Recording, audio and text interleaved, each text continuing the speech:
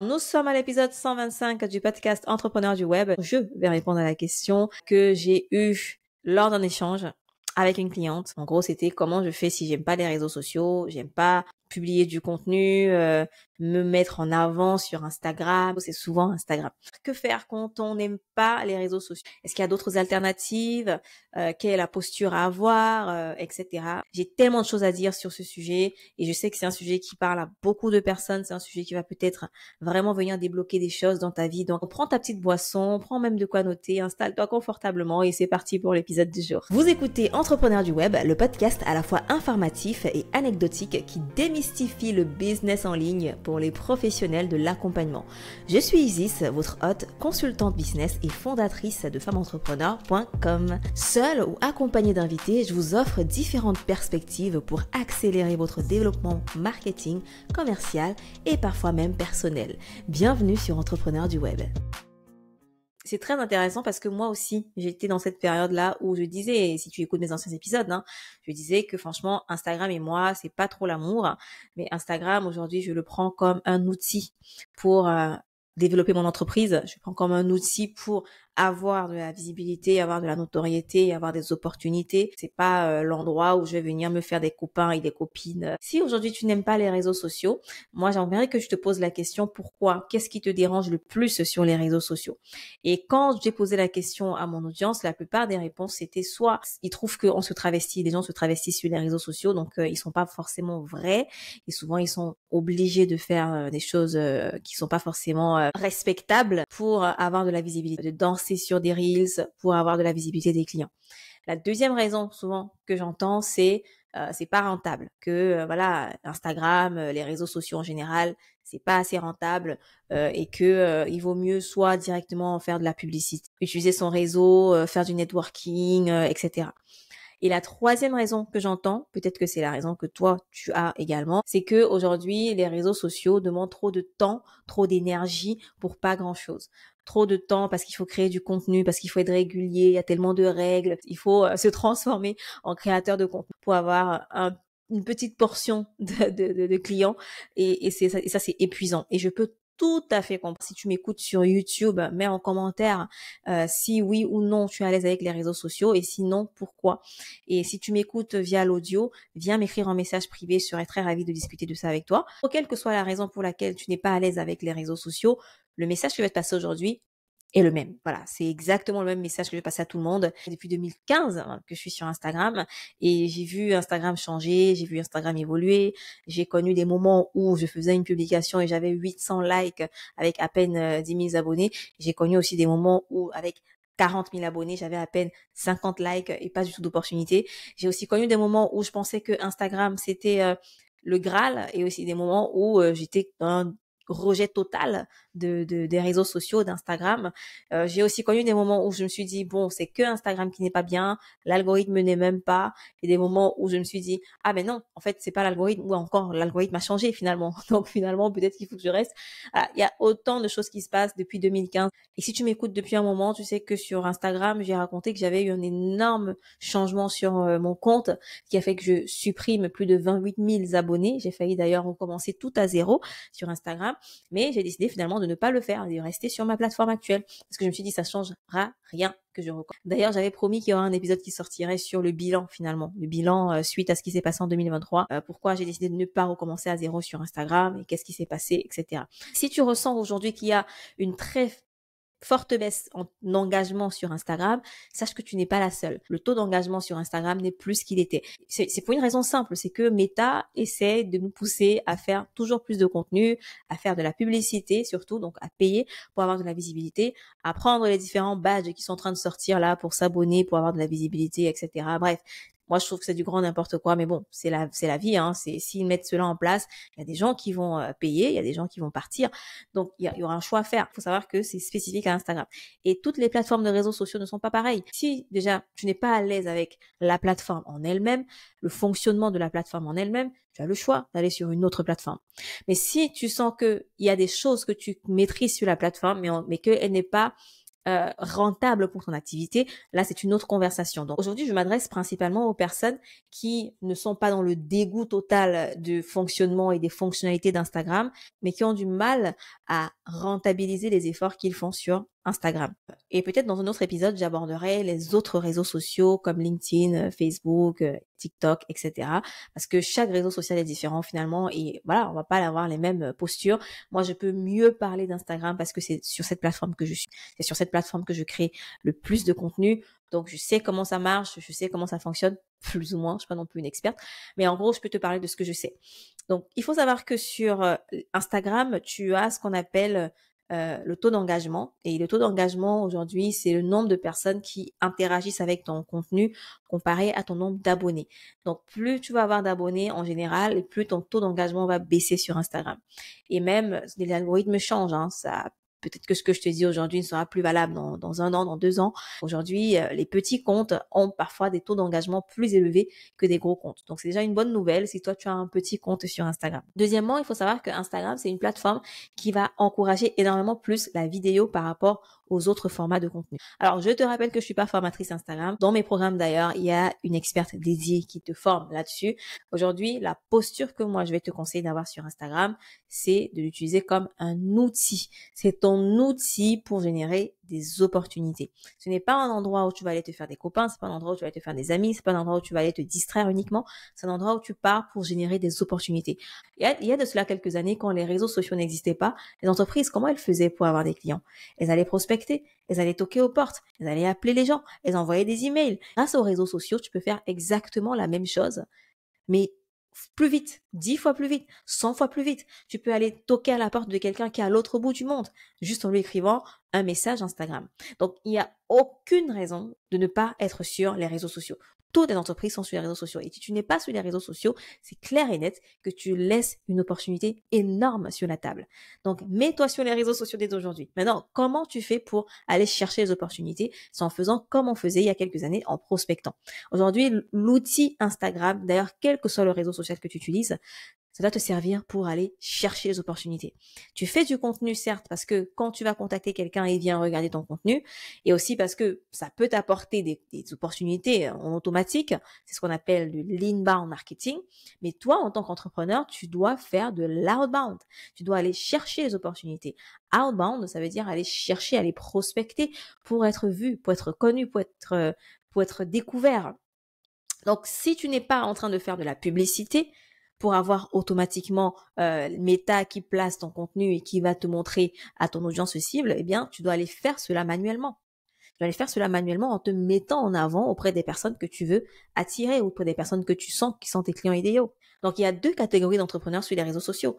Tu as ceux qui vont être des créateurs de contenu, qui vont se contenter de créer du contenu et d'attendre que les opportunités viennent à eux, de faire uniquement de l'inbound. Et malheureusement, si tu n'as pas une grosse audience, ça n'apportera rien. OK? Et deuxièmement, tu as les entrepreneurs, les gens qui certes créent du contenu, mais ne se contentent pas de créer du contenu, qui vont aller prospecter, qui vont faire de l'outbound pour aller chercher les opportunités. Petite anecdote, je me rappelle, j'étais en lancement et je publiais des stories sur Instagram. Et voilà, quand tu publies des stories, parfois c'est pas que tes abonnés qui le voient, il y a des gens qui sont pas forcément tes abonnés qui peuvent voir tes stories. Donc je me rappelle, j'avais quelqu'un qui m'avait contacté, qui m'avait écrit pour me dire Isis, salut Isis, j'ai vu que tu organises une masterclass. Ça doit sûrement te demander beaucoup de travail, beaucoup de temps, de préparation, etc. Moi, je suis assistante virtuelle, je peux t'aider à faire ça, te décharger de ci, ça. Si tu es intéressé, on peut en discuter, voici mon contact, blablabla. Et ce message, quand je l'avais vu, il m'avait fait tellement de bien parce que ça tombait pile au moment où j'étais un peu sous l'eau et il me fallait en fait avoir plus de temps pour avoir la vue globale et pouvoir faire mon lancement en toute tranquillité. Donc c'est comme ça que j'ai fini par engager cette assistante parce qu'elle m'a contacté en message privé. C'est pas moi qui suis allée me dire ah il me faut une assistante virtuelle, je vais aller chercher quelqu'un, je vais aller fouiller sur Instagram des assistantes virtuelles ou alors je vais aller publier une fiche de poste et attendre que non. Elle est venue à moi, c'était pile au bon moment. On a fait un entretien, ça matchait et elle a travaillé avec moi. Elle m'a prospecté et j'ai acheté son service.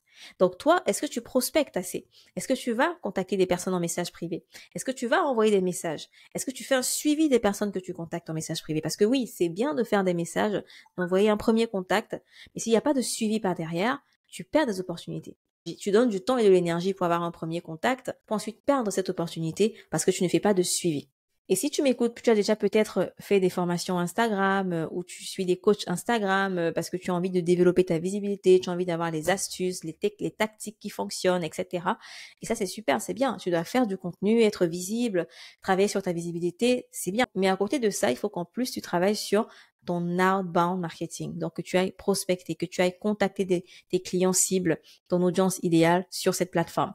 Donc, pour que tu ne partes pas juste avec des informations, voici un petit exercice concret. J'aimerais que tu rédiges un message standard de prospection. J'aimerais que tu fasses une liste de 100 personnes que tu considères être tes clients idéaux cibles sur la plateforme de réseau social. Ça peut être Instagram, LinkedIn ou autre. Et ensuite, j'aimerais que chaque jour, tu contactes 20 personnes. Donc, c'est sur les 5 jours de la semaine, tu auras contacté les 100 personnes. Donc, fais une liste par jour de 20 personnes à contacter sur cette plateforme avec ton message de standard que tu auras rédigé. Et chaque semaine, tu vas aller faire un suivi avec chacune de ces personnes. Si tu contactes 100 personnes par semaine, je peux te garantir qu'il y a au moins 5 personnes qui vont te répondre et avec qui tu pourras avoir un échange qui peut découler sur une vente. Ça va peut-être te sembler dur ce que je vais te dire, mais si tu n'as pas les résultats que tu veux obtenir, parfois c'est juste parce que tu ne fais pas assez de ce qu'il faut faire. Tu fais déjà ce qu'il faut faire, mais tu ne fais pas assez de ce qu'il faut faire. Imagine si tu faisais 10 fois plus, si tu rendais ce que tu fais plus efficace. L'idée, c'est pas de travailler 10 fois plus par jour, mais l'idée, c'est de dédier ton temps à des tâches ou à des actions, à des activités à haut potentiel, à haut impact. Alors, plutôt que de passer 2 heures de temps à faire le post Instagram parfait chaque jour ou chaque semaine, passe 1 heure de temps sur le post et 1 heure de temps sur la prospection. OK? Et si tu en fais une routine, c'est-à-dire que chaque jour, tu prospectes, chaque jour, tu contactes les personnes, tu fais du suivi avec ceux que tu as contactés, tu vas pouvoir drastiquement augmenter ton nombre d'opportunités de vente. Ça, je peux te le garantir, parce que tu vas commencer à utiliser les réseaux sociaux comme un outil et non comme juste une vitrine qui te fait perdre du temps parce que tu publies du contenu et personne ne regarde ou personne ne vient te contacter en message privé, mais comme un outil qui te permet d'avoir accès à ton client idéal. Un accès parce que tu peux le contacter en message privé, parce que tu peux faire un suivi, parce que tu peux aller voir ce qu'elle fait, parce que tu peux lui donner de la force, parce que tu peux avoir un retour de sa part. Donc, il n'y a pas de secret, il n'y a pas de magie. Quand on veut vendre sur les réseaux sociaux, on va contacter les personnes en message privé. Alors, évidemment que tu fais du contenu, évidemment que tu fais des stories, tu peux vendre en stories, mais vendre en stories, ça implique justement de créer une relation avec ton audience, de créer une relation avec ceux qui regardent ton contenu. S'il y a des gens qui réagissent à ton contenu Instagram, contacte ces personnes en message privé. S'il y a des gens qui laissent des commentaires pertinents, contacte ces personnes en message privé. S'il y a des gens, par exemple, qui viennent t'écrire en message privé, fais un suivi par la suite. Invite-les à un appel avec toi. Invite-les à un appel découverte ou à un appel de closing, même si déjà vous avez longuement échangé par message. Fais des offres, ok? Et chaque jour, fais des offres. Il faut que dans la liste des activités que tu fais au quotidien, il y ait la prospection et la vente. La vente, c'est-à-dire faire des offres. Alors parlons d'alternatives. Imaginons que tu as écouté tout ce que je t'ai dit et tu sais pertinemment que tu n'as pas envie quand même de faire tout ce travail de prospection sur les réseaux sociaux. Quelle alternative? Qu'est-ce que tu dois faire? Alors, il y a 2 autres options. Soit tu vas chercher la visibilité d'autres personnes, c'est-à-dire faire des partenariats, des collaborations, utiliser ton réseau, utiliser l'audience des autres, faire des joint ventures, ou alors utiliser la publicité, tout simplement. La publicité, c'est du media buying, donc aller acheter de la visibilité sur des plateformes qui ont une audience, par exemple dans des médias, réseaux sociaux ou d'autres médias, journaux, blogs, magazines, webzines, etc. Faire de la publicité. Donc c'est soit tu utilises ton propre contenu, c'est du personal branding, c'est du contenu sur les réseaux sociaux, soit tu utilises la publicité pour aller chercher la visibilité, donc payer pour avoir la visibilité et c'est assez rapide et c'est efficace, ou soit tu utilises finalement ton réseau, le networking, aller collaborer, aller faire des partenariats, etc. Voilà les 3 grandes manières que tu as de développer ta visibilité en ligne. Après, si vraiment ces 3 grandes manières ne te conviennent toujours pas, il te reste encore le fait d'aller appeler des gens au téléphone, envoyer des emails, c'est du cold email, faire des prospectus comme à l'époque, aller toquer aux portes, etc. Mais voilà, tu as ces différentes options qui existent aujourd'hui pour te rendre visible. Et c'est hyper important quand tu démarres de ne pas te submerger de stratégies différentes. Prends une stratégie, utilise un seul moyen d'avoir de la visibilité. Donne tout là-dessus, focus-toi là-dessus jusqu'à ce que ça fonctionne pour toi et ensuite ajoute une autre source d'acquisition. Donc pour le moment, imaginons que tu n'es pas OK avec la prospection sur les réseaux sociaux. Dans ce cas, est-ce que la publicité s'attirait? Si tu dis oui, cherche à avoir un budget publicitaire, investis dans la publicité. Au moins, tu sais que tu as développé cette compétence, ça va te rapporter des clients et tu pourras ensuite réinvestir dans un autre canal d'acquisition qui peut être par exemple les collaborations ou alors qui va te permettre de déléguer la création de contenu pour que toi, tu puisses aussi avoir une stratégie organique, mais ce n'est pas toi qui va créer le contenu. Ce sera par exemple une assistante qui va créer le contenu pendant que toi, tu te focalises sur tes clients parce que tu as le budget pour ça. Tu as le budget pour engager une assistante. Il y a des pour et des contre à chaque option. Si tu fais par exemple de l'organique, le pour, c'est que tu as des marges très intéressantes parce que tu n'as pas finalement des coûts publicitaires à payer. Donc, chaque client que tu obtiens, tu as 100% de marge finalement. Tu n'as pas de dépenses, surtout quand tu es en ligne, tu n'as pas de dépenses de transport, logement, location, etc.